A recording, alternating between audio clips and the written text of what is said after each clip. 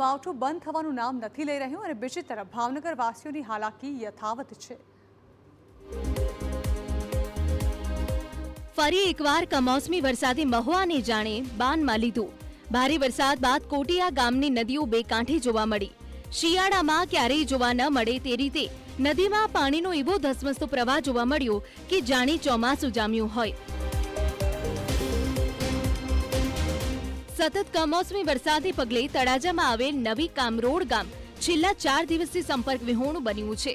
અહીંની તળાજી નદીએ રૌદ્ર રૂપ ધારણ કર્યું અને તેના પાણી ગામની ચારે બાજુ ફરી વળ્યા છે। ગામને જોડતો કોઝવે પણ પાણીમાં ગરક થતા વાહન વ્યવહાર ઠપ છે।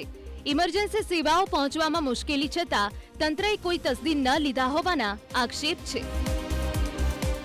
24 થી 48 કલાક ગામ સંપર્ક વિહોણું બન્યું છે, છતાં કોઈ અધિકારી પદાધિકારી હાલ આવ્યા નથી અને ગામ લોકો પરેશાન છે।